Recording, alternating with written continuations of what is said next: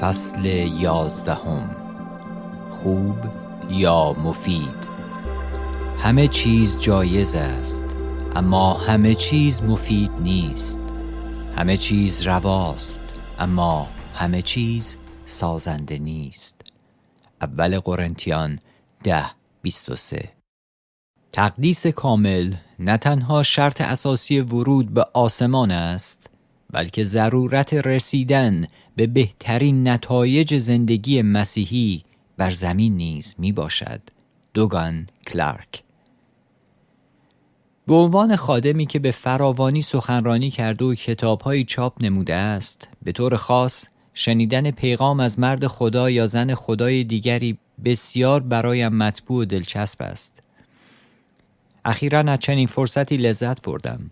شبانی که پای موعظه او نشستم، سخنرانی بسیار مورد احترام و شناخته شده و ناظر کلیسایی بزرگ بود که او را به خاطر بصیرتش در توسعه کلیساهای محلی می شناختند. پیغام او جالب، تشویق آمیز و روشنگرانه بود. هزاران نفر با اشتیاق در یک سالن بزرگ به موعظه او گوش می دادند. او در بخشی از سخنانش به نکته اشاره کرد که خوب، حکیمانه و حتی فروتنانه به نظر می آمد، اما سخنی اشتباه بود. او گفت: آنچه که به شما می گویم شاید کمی به نظر منفی برسد.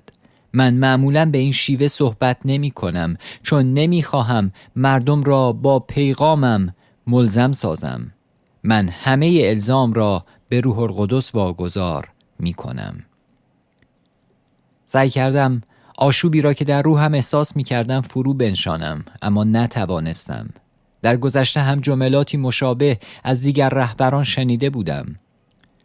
از نظر منطقی درست به نظر می رسید.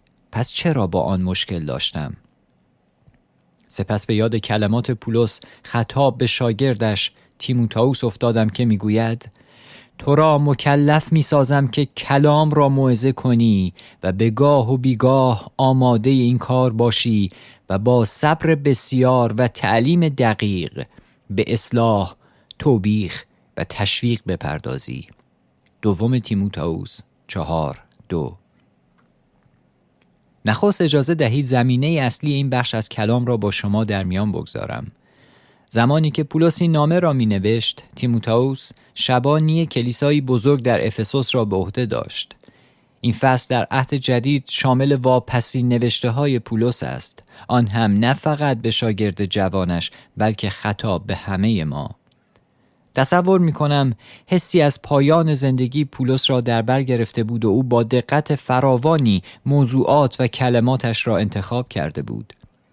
نمیخواستم تنها یک آگاهی سطحی از آنچه مد نظر پولس از عبارت اصلاح، توبیخ و تشویق بوده داشته باشم. پس شروع به تحقیق کردم. اول به سراغ ترجمه تفصیلی کتاب مقدس رفتم، اما پیش از آن که به آیه ذکر شده در بالا برسم، آیه قبل از آن توجه مرا به خود جلب نمود. در برابر خدا و مسیح عیسی که بر زندگان و مردگان داوری خواهد کرد، تو را مکلف می سازم. دوم تیموتائوس 4:1. در ترجمه امپلیفاید عبارت مکلف می سازم یا فرمان می دهم با حروف بزرگ نوشته شده و از بقیه متن متمایز شده است. لذا من اشتباه ننوشتم. این کار برای تأکید صورت پذیرفته. من با دوستم ریک رنر که سالهاست متخصص و دانشمند زبان یونانی است تماس گرفتم و معنای دقیق این عبارت را از او پرسیدم. پاسخ او این بود: واژه یونانی فرمان دادن یا مکلف ساختن دیامار تورومایی می باشد. این واژه‌ای است که معمولاً وقتی به کار می رود که قرار است مقامات در ملأ عام سوگند بخورند. کسی که آنها را سوگند میداد همه خدایان را فرا می‌خواند تا بنگرند و گوش کنند و این کار جدیت و حساسیتی عظیم را بر فرد سوگند خورنده اعمال می‌کرد. سپس سوگند دهنده آنان را مکلف می‌ساخت تا مسئولیت کاری خود را انجام دهند و به خاطر داشته باشند که خدایان ناظر ایشان هستند. پولس در مورد تیموتائوس می نویسد: من از خدا می خواهم تا هنگام دریافت کلامی که قصد دارم به تو بگویم شاهد باشد. این کلامی بسیار بسیار محکم است که به تیموتائوس می گوید بهتر است نسبت به آنچه قرار است بشنود بسیار جدی باشد، زیرا خدا خودش شاهد است و گوش می گیرد. و به همین دلیل است که ادامه آیه صحبت از داوری است. پولس می‌خواهد تیموتائوس اهمیت و جدیت آنچه را که قصد دارد به او بگوید و آنچه را که قرار است بشنود درک نماید. عبارت مکلف می‌سازم واژه‌ای است که مسئولیت سنگینی بر دوش دریافت کنندش قرار می‌دهد. پولس با این شبان جوان و البته با ما بسیار تند و صریح صحبت می‌کند تا مطمئن شود فرمانش گزینشی فرض نمی‌شود. همانطور که ریک گفت، پولس این تکلیف را در حضور خدا و عیسی مسیح به تیموتائوس می‌دهد. به عبارت دیگر، خدا خودش تیموتائوس و همراه او دیگر خادمان را اگر به این حکم توجه نکنند داوری خواهد کرد و حکم این است: کلام را موعظه کن و اعلام نما. تمام حواست را جمع کن، گوش به زنگ در دسترس و آماده باش. چه فرصتها به نظر مطلوب یا غیر مطلوب باشد، چه بی دردسر و راحت باشد، چه مشکل و پر دردسر، خواه مورد پذیرش باشی و خواه نباشی، در همه حال به عنوان واعظ کلام باید به مردم نشان دهی کجای زندگیشان اشتباه است. من این ترجمه را از امپلیفاید نقل قول کردم. یک خادم انجیل باید به مردم نشان دهد کجای زندگیشان اشتباه است. این فرمان کاملا واضح و روشن است. فکری که در رابطه با پیغامی که شنیده بودم بلافاصله به ذهنم خطور کرد این بود که جای تعجب نداشت که گفته آن شبان درست نبود. آن گفته به نظر خوب می رسید اما کلام راستی نبود. او چه دانسته و چه نادانسته چیزی را که به نظر خوب می رسید به خدا ترجیح داده بود.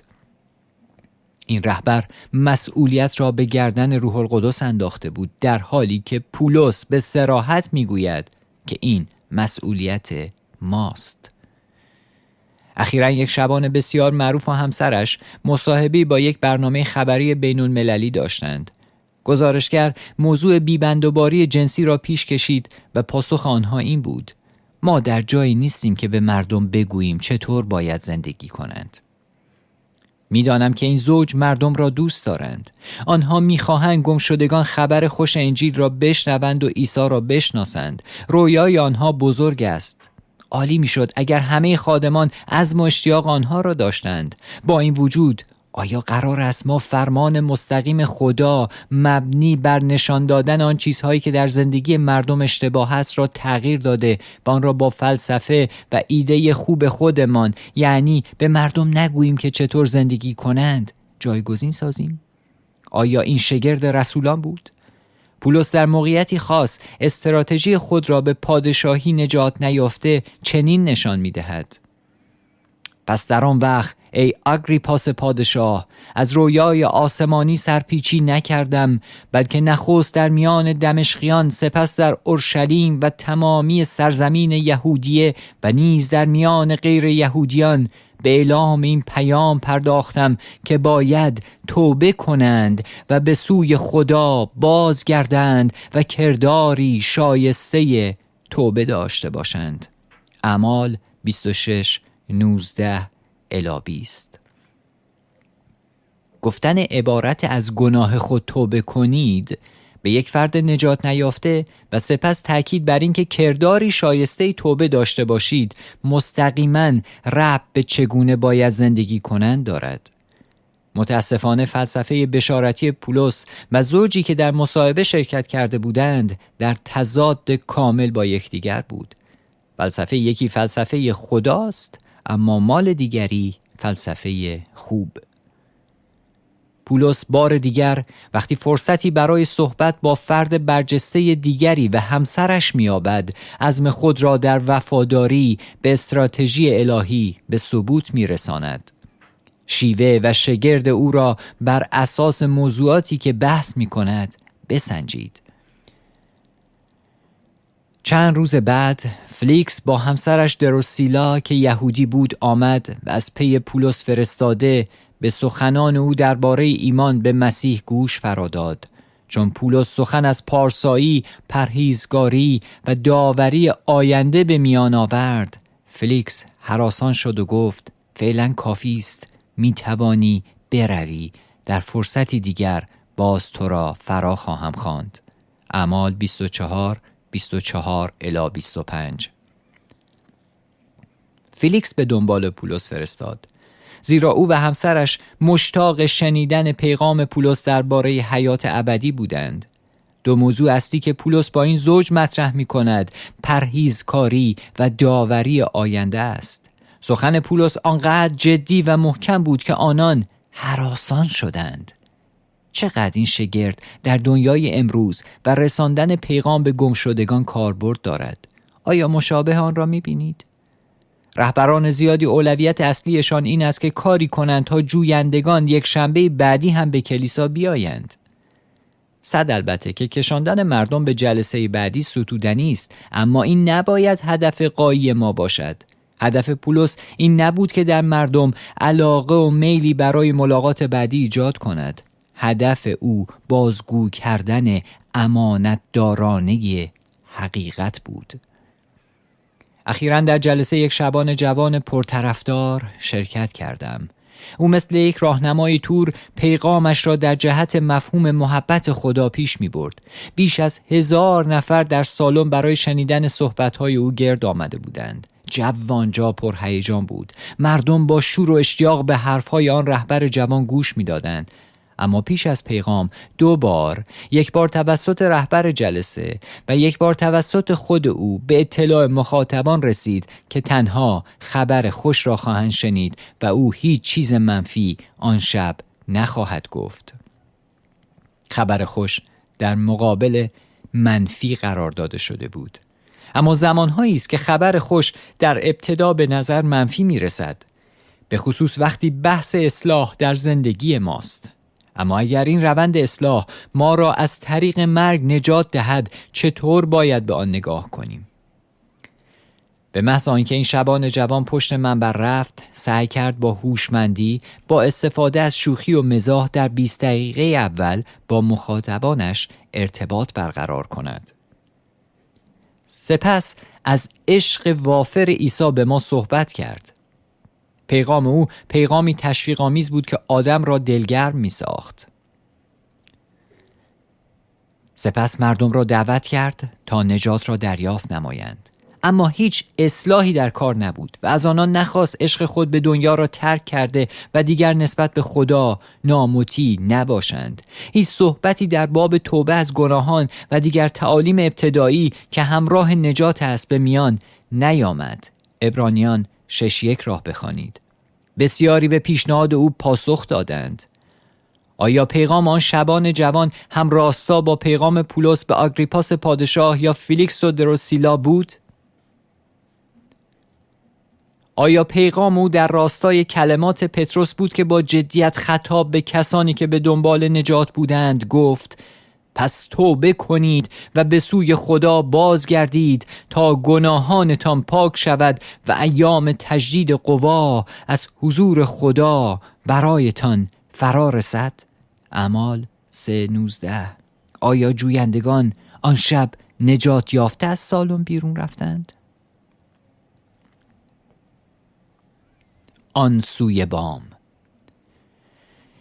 اجازه دهید بار دیگر بپرسم چرا به سادگی افکار ما مثل پاندول به جهت کاملا مخالف تاب می‌خورد و از لبه پشت بام شریعت گرایی که تا به این حد از آن بدمان می‌آید به لبه دیگری می‌رویم که اکنون عناصر کلیدی انجیل را به کل نادیده می‌گیریم.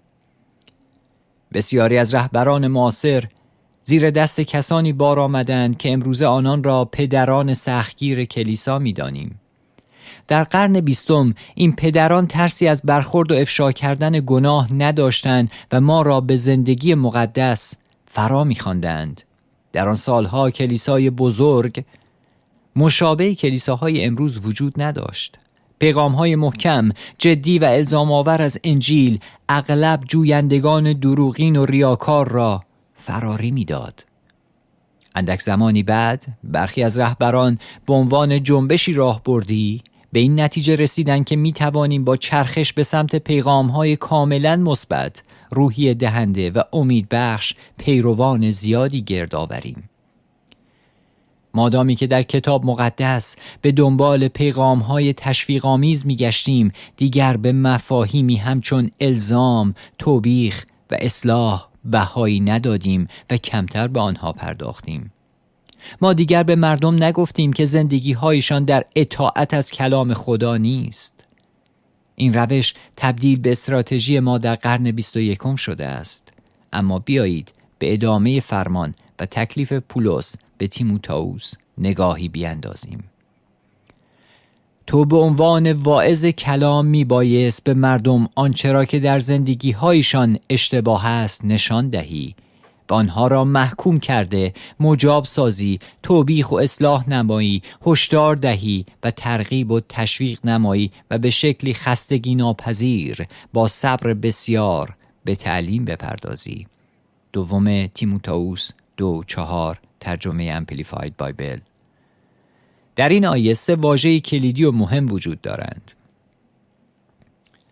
پاراکالئو، اپیتیماو و الککو. فرهنگ لغات استرانگز واژه الکو را متقاعد کردن، گفتن اشتباهات، توبیخ کردن و سرزنش کردن معنا کرده است. فرهنگ تکمیلی پژوهشی واژگان معنای دقیق تری از این واژه ارائه می دهد و می نویسد در عهد جدید این واژه به معنای محکوم کردن و اثبات اشتباهات یک فرد و نتیجه سرافکنده ساختن اوست. این خیلی جدی است. واژه دوم اپیتیماو می باشد که چنین تعریف شده: راهنمود مستقیم، تکلیف کردن، با صراحت توبیخ کردن. این واژه کاملا قاطع است. واژه سوم پاراکالئو به معنای آرامی بخشیدن و تشویق کردن است. این جنبه روحیه دهنده، امید بخش و مسلماً ضروری است. پولس با تمرکز بر 2 واژه نخست به خادمان فرمان می دهد تا پیغامی را موعظه کنند که الزام آور، سرزنش آمیز، توبیخی، همراه با بیان خطاها و اثبات اینکه فرد در اشتباه است می باشد. با خواندن معنای این واژه‌ها باید الگو و پارادایم رهبری معاصر در کلیسای غرب را زیر سوال برد. آیا استراتژی ما مبتنی بر حکمت خداست یا مبتنی بر حکمتی است که خوب به نظر می رسد؟ می توانیم صادقانه بگوییم که در طی سفرهای دائمی به کلیساها و کنفرانس‌ها در این 25 سال گذشته بیشتر به سمت خوب متمایل شده ایم. می توانم در این راستا داستان‌های بیشماری برایتان تعریف کنم، اما اجازه دهید فقط به یک مورد اشاره کنم. از من دعوت شد در کلیسای بسیار بزرگی در شمال غرب آمریکا موعظه کنم. من شیفته رهبر آنجا و کار او بودم و منتظر فرصتی بودم تا با او، همسرش، تیم رهبری و کلیسایش باشم. چند هفته قبل از این اتفاق از شبان آنجا ایمیلی دریافت کردم با این مضمون: جان، بی‌صبرانه منتظریم که به کلیسای ما بیایی و برای اعضای کلیسا موعظه کنی. اما در حالی که مشغول آماده کردن پیغامت هستی، اندکی از فرهنگ کلیسایی خودمان برایت بگویم. ما کلیسای مثبت اندیشیم و اعضای کلیسای ما عادت به شنیدن پیغام‌های منفی ندارند. بنابراین پیغامتان را در مسیری مثبت و تشویق‌آمیز حفظ کنید. پرسشی که بار دیگر به ذهن ما خطور می کند این است که آیا حکمت و معرفت ما می تواند هم راستای فرمان پولس به تیموتائوس باشد؟ من برای مقایسه این واژه ها را در زبان اصلی مد نظر قرار داده و آنچنان که آنها را امروزه مثبت یا منفی فرض می کنیم فهرست کردم. مثبت: پاراکالئو، تسلی، تشویق، دلگرمی. منفی: 1. الکو، ملزم کردن، گفتن خطاها، توبیخ کردن، ملامت کردن، اشتباه شخص را اثبات کردن. 2. اپیتیماو، با جدیت حکم کردن، توبیخ کردن. در فرمان پولس 3 جنبه وجود دارد. 2 تا از آنها منفی فرض شده و 1 مثبت. بگذارید به گونه دیگر مطلب را توضیح دهم. 67% این فرمان اصلاحی و توبیخی، 33% تاییدی یا تصدیقی است. من نمیگویم 67% پیغام های ما باید توبیخی و اصلاحی باشند. با این وجود باید از خودمان بپرسیم آیا تعادل را حفظ کرده ایم؟ اگر هدف ما این است که 100% پیغام ها در کلیساهایمان تشویقی و انگیزشی و روحیه بخش باشند، آیا باعث نشده که ما اکنون به شکلی فزاینده افرادی مثبت داشته باشیم که باور دارند در مسیر درستی با خدا هستند، در حالی که به واقع بیشتر و بیشتر از شخصیت و حضور خدا منحرف و دور می شوند؟ جوهره اصلی فرمان. نویسنده رساله به عبرانیان ما را مطلع می سازد که هیچ تأدیبی در حال انجام شدن خوشایند نیست، بلکه دردناک است، اما بعد برای کسانی که به وسیله آن تربیت شده اند میوه آرامش و پارسایی به بار می آورد. عبرانیان 12:11. در اینجا دو نکته مهم وجود دارد. نخست این که تأدیب دردناک است، تشویق دردناک نیست، اما توبیخ، اصلاح و نشان دادن اشتباهات دردناکند. دوم این که تأدیبی که نویسنده به عبرانیان از آن سخن میگوید شخص را در راستای یک زندگی مقدس تربیت می کند. حال سوالی که باید بپرسیم این است که خدا چگونه ما را تربیت می کند؟ به نوشته پولس به تیموتائوس بازگردیم و همه چیز را کنار هم قرار دهیم. تمامی کتاب مقدس الهام خداست و برای تعلیم، الزام و نکوهش گناه، اصلاح اشتباهات و تأدیب در اطاعت و تربیت در پارسایی، یعنی در زندگی مقدس و انطباق با اراده خدا در فکر، هدف و عمل سودمند است تا مرد خدا برای هر کار نیکو تجهیز گردد. در برابر خدا در مسیح عیسی که بر مردگان و زندگان داوری خواهد کرد، تو را مکلف می سازم کلام را موعظه کن و اعلام نما. دوم تیموتائوس 3:16 و 4:1 ترجمه امپلیفاید. آیا باز متوجه واژه‌های الزام و نکوهش گناه، اصلاح اشتباهات و تأدیب در اطاعت شدید؟ آیا باز هم متوجه شدید که کتاب مقدس ما را برای زندگی مقدس تربیت می کند و اینکه پولس در ادامه به تیموتائوس و به ما فرمان می دهد کلام خدا را موعظه کنیم؟ اگر همه را کنار هم بگذاریم به جوهره اصلی فرمان پولس می رسیم. تیموتائوس و هر خادم دیگر انجیل، این یک اصل و حقیقت است. تأدیب الهی دردناک است، اما ما را برای زندگی مقدس تربیت می کند. خدا این تأدیب یا تربیت را از طریق کلام الهام شده اش به عمل می آورد و هر مرد و زنی را که فرا خوانده شده تا از جانب او سخن گوید تجهیز می نماید. بنابراین کلام انجیل را موعظه کنید، زیرا شما به عنوان پیام‌آوران خدا باید به مردم نشان دهید که چه چیزهایی در زندگیشان اشتباه است. این وظیفه با استفاده بجا و شایسته از کتاب مقدس برای نکوهش و الزام به گناه، توبیخ، اصلاح، تأدیب در اطاعت و تشویق، آن هم به شکلی محبت آمیز به انجام می رسد. این پروسه الهی تربیت شنوندگان کلام برای یک زندگی مقدس است. دریافتم که این نگرش به شکلی شوک‌آور با فرهنگ کلیسایی قرن 21 ما در تضاد است. اما آیا ما به دنبال کلیسایی قوی هستیم یا کلیسایی به بیراه رفته؟ آیا می‌خواهیم افراد سالمی در کلیسا داشته باشیم یا افرادی فریب خورده؟ این فرامین به ما داده شده تا مبادا به شکلی ناخواسته از قلب خدا جدا بیفتیم. اگر به دنبال این هستیم که به شکلی امن و مطمئن با عیسی راه برویم، باید پایه‌های خود را در انجیل مستحکم سازیم. ممکن نیست که بتوانیم فرهنگ کنونیمان را با راهنمودهای عهد جدید سازش دهیم. بیایید تغییر کنیم و شاهد ظهور کلیسایی سالم باشیم. مطلوب یا مفید؟ پولس با بصیرتی که روح القدس به او بخشیده بود خادمان و کسانی را پیشگویی کرده بود که اعتنایی به این فرمان نمی کنند و به مخالفت با آن می پردازند.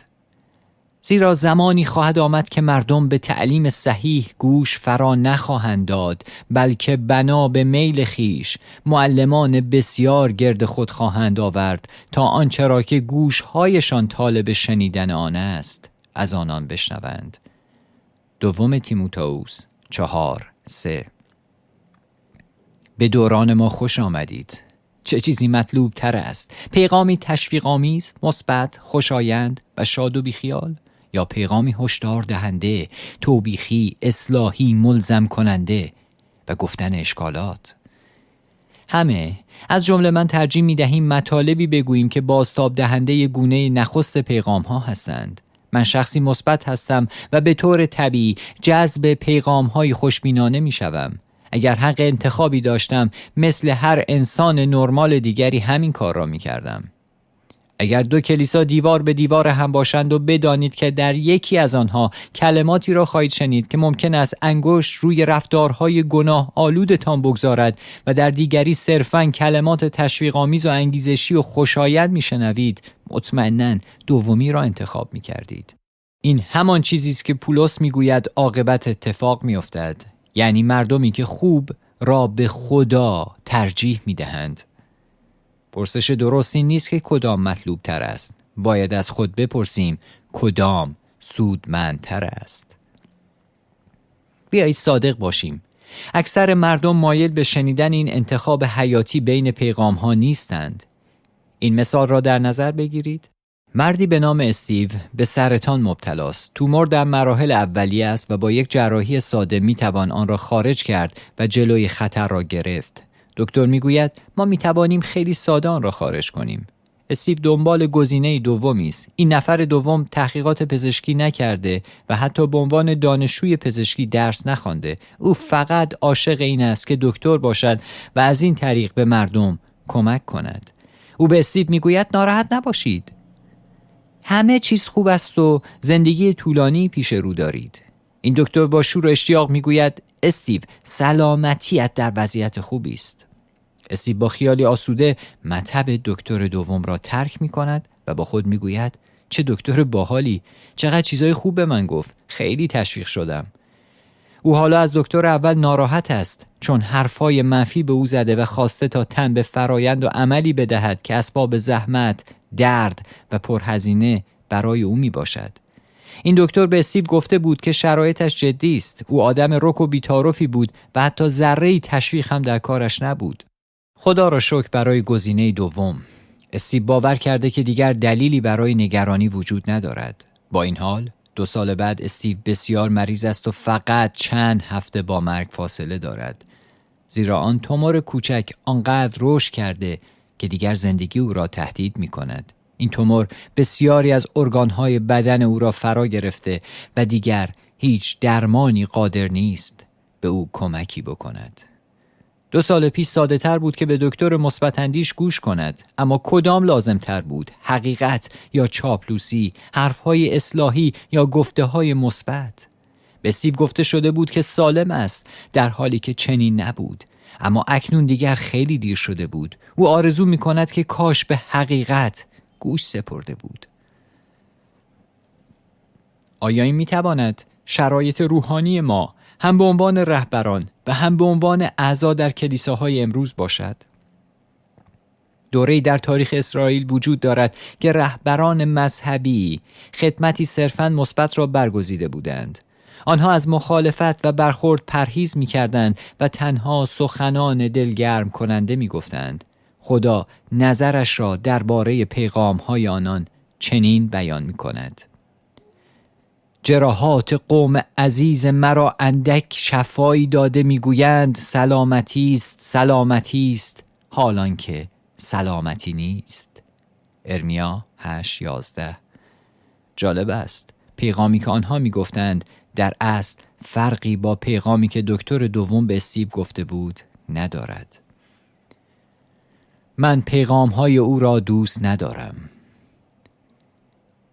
عدم پذیرش حقیقت اصلاح کننده و توبیخی مشکلی قدیمی است. در دوره دیگر یکی از پادشاهان اسرائیل نقشه‌ای جنگی کشید. او صدها مشاور روحانی را فرا خواند و از آنها پرسید که آیا نقشه‌اش موفق خواهد بود؟ این مشاوران فرصتی عالی داشتند تا حقیقت را به پادشاه بگویند، اما تک تک چنین پاسخ دادند: بله، تو موفق خواهی شد. بیشتر آنان پیشگویی کردند که ریسک او نتایج خوبی خواهد داشت. پادشاه یهودا نیز آنجا حاضر بود. او قلب حساسی نسبت به پیغام خداوند داشت و به دنبال حقیقت بود تا به او بصیرت ببخشد. او حتی با وجود آنکه همه مشاوران روحانی یک چیز را گفتند، از میان صحبت‌های آنان صدای خدا را احساس نکرد. او همچنان به دنبال کلامی بود که در قلب حساس او طنینی بیاندازد. سرانجام پادشاه یهودا از پادشاه اسرائیل پرسید: آیا مشاور دیگری هم هست که بتواند به درستی و راستی صحبت کند؟ پادشاه اسرائیل پاسخ داد: مردی دیگر هست، میکایا نام، پسر ایمله، که به واسطه او میتوان از خداوند مسئلت کرد، اما من از او بیزارم، زیرا همیشه درباره من به بدی نبوت میکند، نه به نیکویی. اول پادشاهان 22:8. با این وجود پادشاه اسرائیل برای خوشنودی دوست و اکرانش دستور داد که این مشاور یا نبی منفی را به حضور این جماعت سلطنتی بیاورند.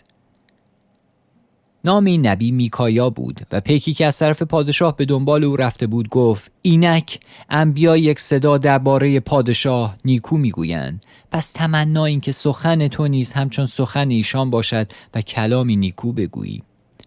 پاسخ میکایا چنین بود: به حیات خداوند سوگند که هر آنچه خداوند مرا گوید همان را خواهم گفت. اول پادشاهان 22:14. او همین کار را کرد و کلامی که گفت کلامی تأدیبی و اصلاحی بود که پادشاه را خشمگین ساخت. اما آنطور که کاشف عمل آمد، گفته تمامی مشاوران مثبت‌گو درباره سرانجام عمل پادشاه اشتباه بود و گفته میکایا درست. امروز خادمان و مشاورانی همچون میکایا کجا هستند؟ چرا دیگر تأدیب‌ها و هشدارهای حفاظتی آنها را به طور معمول نمی‌شنویم؟ چرا کتاب‌های آنها که ما را به سوی تقدس می‌خوانند جزو پرفروش‌ها نیستند؟ چرا دیگر آنها محبوب ترین سخنرانان کنفرانس‌ها نیستند؟ چرا بیشترین بازدید را در یوتیوب ندارند؟ خدا راهنمود رهبریش را به شکلی صریح و واضح از طریق پولس رسول به ما داده، اما ما چیز دیگری را تعلیم می‌دهیم.